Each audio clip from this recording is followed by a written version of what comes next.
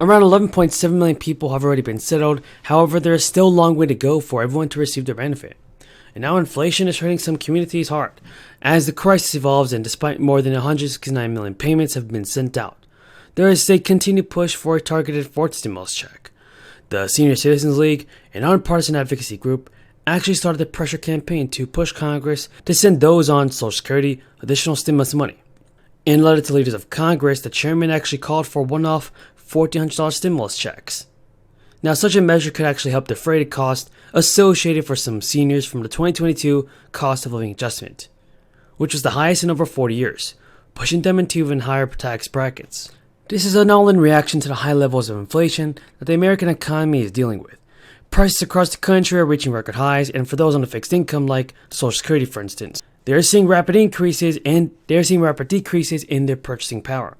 Now, the Bureau of Labor Statistics has also reported that since October 2020, consumers are paying on average 6.2% more on their stuff, on their necessities. So President Biden definitely has to do something about this and send out more stimulus checks as soon as possible. It's the thing that he must do, everybody. Tell me in the comments down below if you guys agree. Hello everybody, I hope all of you guys are having a great day. Now this is your fourth stimulus check update. In today's video, I'll be answering all of your questions surrounding the fourth stimulus check, your unemployment benefits, as well as your Social Security benefits. But first, be sure to subscribe to my channel and give this video a like. On this channel, I always do my best in providing you with the most up-to-date and reliable stimulus check information. So be sure to subscribe, everybody. Now, the text of the bipartisan infrastructure package, which has officially been named the Infrastructure Investment and Jobs Act, has yet to be released. Folks, this bill might include a fourth stimulus check and an increase in your Social Security benefits. So we're hoping that Congress does approve this bill. But with debate over the proposal beginning in the Senate, details over what Democrats and Republicans agreed to are trickling out. The debate officially started in the Senate after a procedural vote took place on July 28th. President Biden wrote in a Twitter post, "We have reached a historic deal on infrastructure, folks. The bipartisan infrastructure deal is the largest infrastructure bill in a century. It will grow the economy, create good-paying jobs, and set America on a path to win the future." So what do you think about President Biden, everybody? Is he doing all that it takes to send out the fourth stimulus check? Or do you believe that he's taking too long to increase your Social Security benefits? Leave a comment down below, everybody. Tell me your thoughts on President Biden. Now, in late April, President Biden released his American Jobs Plan, a proposal focused on rebuilding the nation's infrastructure and improving working conditions across the economy. The White House has stated that the plan would invest $2 trillion over 10 years and focus on three major areas: investments in physical infrastructure, improvements to working conditions for those in the care economy, and righting the injustices of past housing.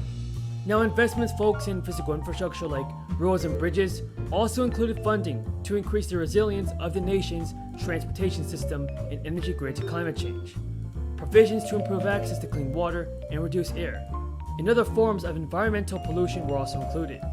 The American Jobs Plan had also included the extension of benefits to workers of the care economy. The bill had also included measures that would send aid to communities who were broken up or left out of major infrastructure projects. Folks, the Infrastructure Investment and Jobs Act is smaller and either completely eliminated or cut funding significantly for many of these initiatives. For example, of the $111 billion the American Jobs Plan allocated for water infrastructure, only $50 billion was included in the bipartisan package. Republicans and some Democrats came up with a brilliant idea for cutting cost of living adjustments for Social Security. We said it will be over our dead bodies if you cut Social Security. As president, I will do everything I can to extend the solvency of Social Security. Bernie Sanders was just on the Senate floor, and he was blasting Mitch McConnell about the debt ceiling and not raising the debt ceiling. Now, every few years, the Republicans, Democrats, whoever is in charge, one party doesn't like. One party says they're not going to raise the debt ceiling. The other party says we need to raise the debt ceiling. Right now, the Democrats are in the lead as far as the votes, so they're saying let's raise the debt ceiling. The Republicans are not in the lead. They say let's not raise the debt ceiling. Now, I think the Republicans do have a point here. The Democrats are trying to add another $5 trillion to the debt. There already is $28 trillion on the federal government's debt right now. The monthly payments on that is about, or the interest on that is about $380 billion. It's just absolutely crazy. This is Bernie Sanders recently blasting Mitch McConnell on the Senate floor. we face. Mr. President, Republican leader Mitch McConnell this morning once again reiterated that the Republican Party will not vote.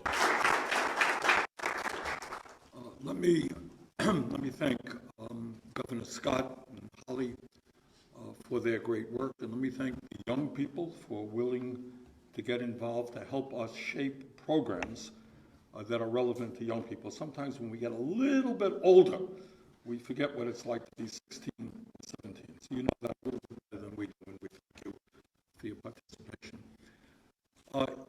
It is no great secret that as a nation, we are far behind many other countries in how we treat our children.